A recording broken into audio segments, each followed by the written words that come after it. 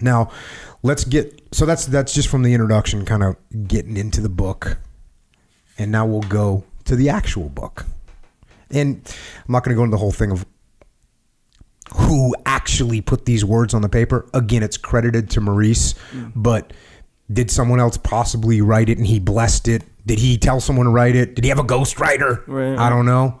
But he's the guy that's credited as having the brains behind it. Starting off here, the training and drilling of the individual soldier. He should be trained to shoot rapidly on foot, either in the Roman or the Persian manner. Speed is important in shaking the arrow loose and discharging it with force. This is essential and should be practiced while mounted. In fact, even when the arrow is well aimed, firing slowly is useless. He should practice shooting rapidly on foot from a certain distance at a spear or some other target. Imagine that you're shooting at a spear with a bow and arrow. Okay. He should shoot also rapidly mounted on his horse at a run to the front, the rear, right, and left. He should practice leaping onto the horse. On horseback at a run, he should fire 1 or 2 arrows rapidly and put the strung bow in its case if it is wide enough, or in the half case designed for this purpose, and then he should grab the spear which he has been carrying on his back. With the strung bow in its case, he should hold the spear in his hand, then quickly replace it on his back and grab the bow. It is a good idea for soldiers to practice all this while mounted on the march in their own country. For such exercises do not interfere with marching and do not wear out the horses. The reason I had to put this in here is because this is very much what we do in the SEAL teams. And you're shooting offhand, which means you're shooting with your weak hand. We're reloading magazines with only one hand, so you got to put the weapon between your legs, and you got to pull the mag. You're doing all this stuff. You're shooting while you're running. You're shooting while you're laying down. You're shooting while you're behind a vehicle. You're shooting from inside a vehicle. You're shooting from outside a vehicle. You're doing all these things, all these different ways, all the time.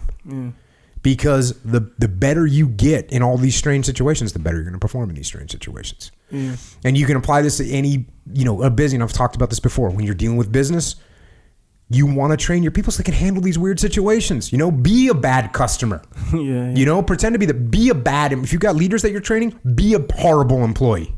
Be that person. Put them to the test.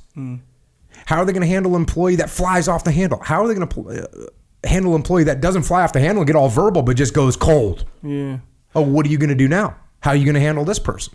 Yeah, remember you guys were doing at the muster, you guys were doing that, you did that role playing thing real quick. It was like real quick too. And when I caught Leif off guard. He was like, oh, you're going to role play? All right, let's do this. Oh, yeah. When you presented the little, But man, that was such a good point though, because you go through one situation, right? And the guy is like, I don't got time for you or whatever, however yours went. And then you're like, okay. And you get to put yourself through a potential situation. And then at the end of it, you said, okay, look, we just went through that and we did it. And maybe there was problems, maybe not. But now you're familiar with it. Kind of like the lights are on now. You're not going live into a dark room not knowing, You're doing exactly what Maurice said to do here, which is the most important thing is intelligence. So it's combining what he's saying, right? The more you prepare for that, and that particular situation that Leif and I did that little role play on, he acted like he was a company commander that didn't have time for me.